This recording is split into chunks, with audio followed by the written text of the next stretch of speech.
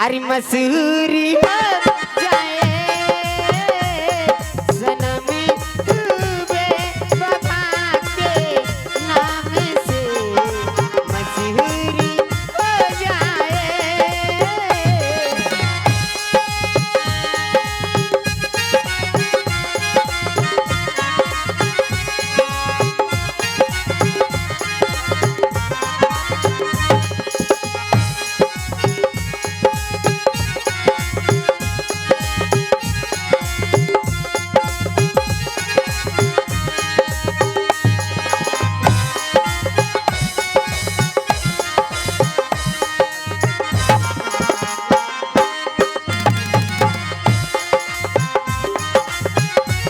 हालो हालो चेक हालो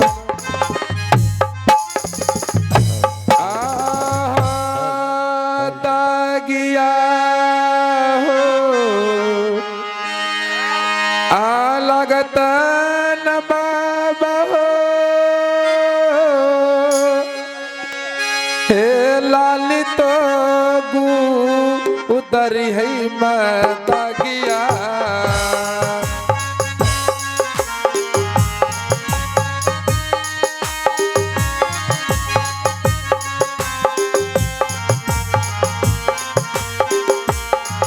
आहो दागिया जलत हो गुरु लाली तो गुदा आड़िए बगी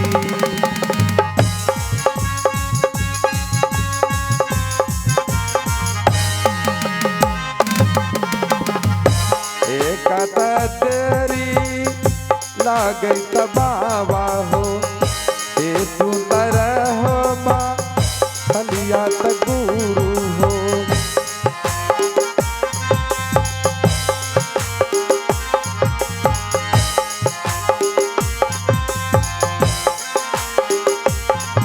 अहो विपाती के बेरिया त गुरु राखी हदा अरिए की जी विपाती के बेरिया रे चलवा राई मेरे सहा आई न की राख निरंजन अलोक निरंजन अलाख निरंजन। जय हो गुरु मच्छंदर नाथ की जय हो।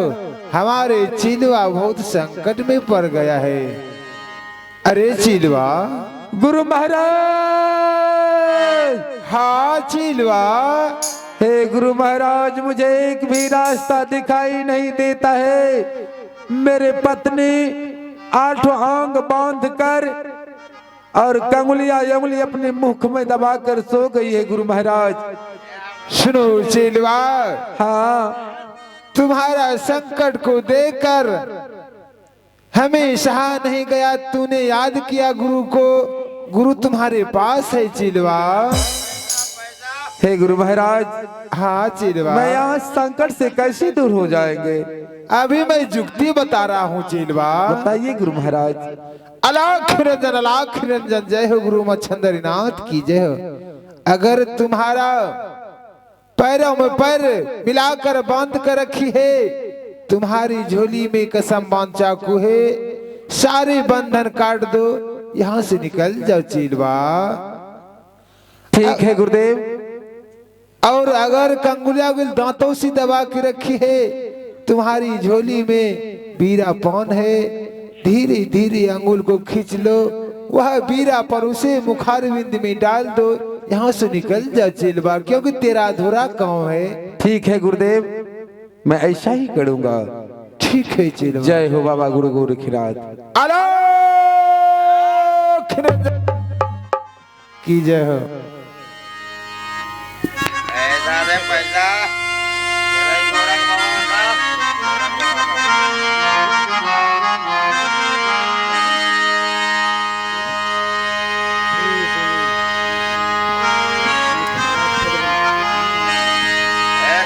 जिला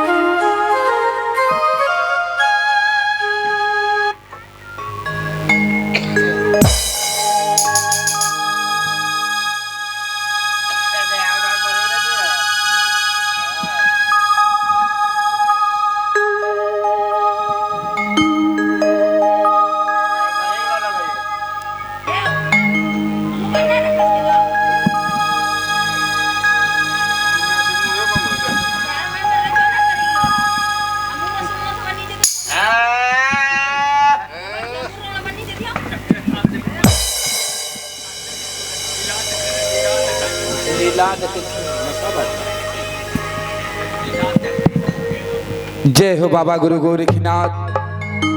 हे गुरु महाराज, ये जिद्दी नंबर 1 है। कहीं ये जग जाएंगे तो फिर से मेरे पीछे लग जाएंगे। इसी वक्त में पाग को बांधते हुए अब ससुराल नगरी से शहर गुजरात को जाएंगे। तब तक के लिए इसे उतना नींद दे दो गुरु महाराज, ताकि मैं ससुराल नगरी से अपने महल चले जाऊं। जय हो बाबा गुरु गोरखनाथ।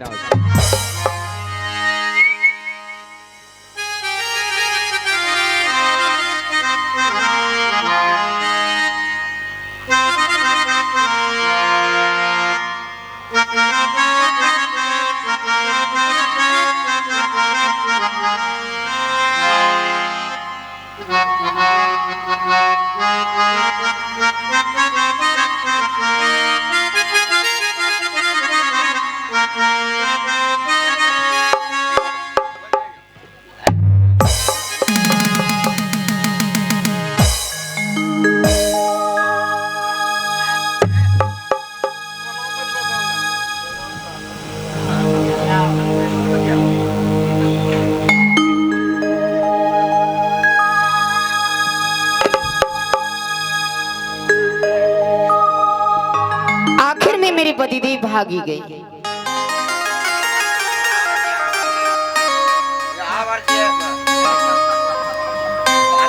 ओ, आप ही चलिएगा। ये छिन्नी भाई दूसरे रंग करे छो। छिन्नी भाई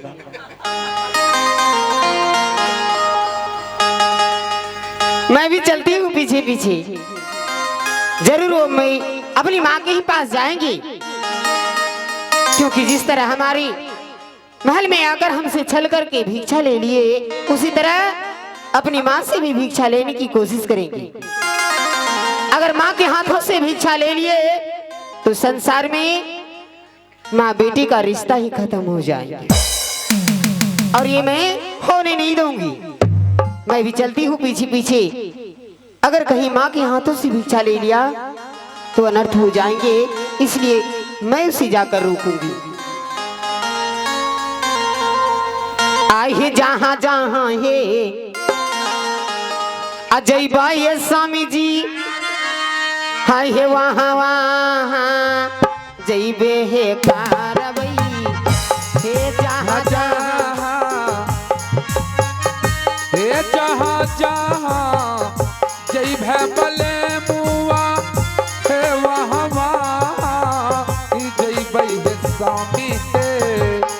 अरे थारे लाडगरिया ये दीदी आपन ससुरा, अरे जय वही है।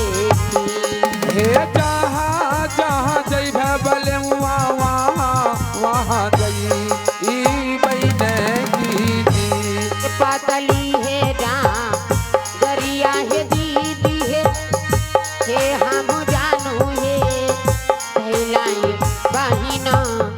ए हम जावे,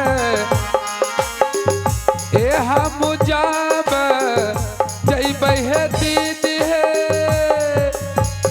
हे अपन सासू हुररिया है जलाला। आई थारा लाडा गरिया ये बहिना आपन ससुरा, हैरान ए हम जावे जय बहे बले मुआ तोहर नजदी कबे की।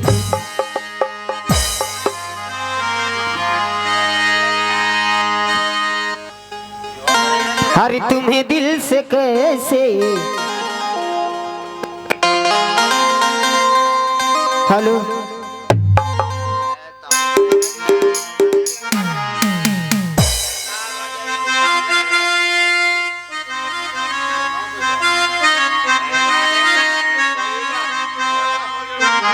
दिल से कह जुदा हम करेंगे, तुम्हें दिल से कैसे जुदा करेंगे। यार क्या हम करेंगे कि मर जाएंगे, यार क्या हम करेंगे तुम्हें दिल से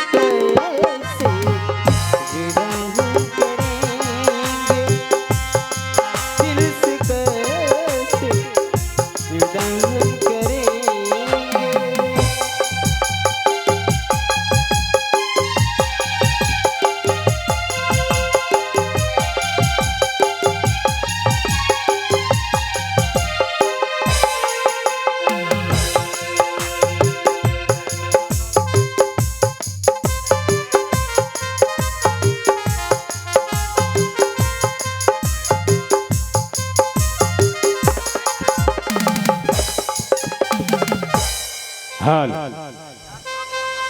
और पहला भिक्षा जोगी बाबा अपनी पत्नी से लेने में सफल हो चुके हैं।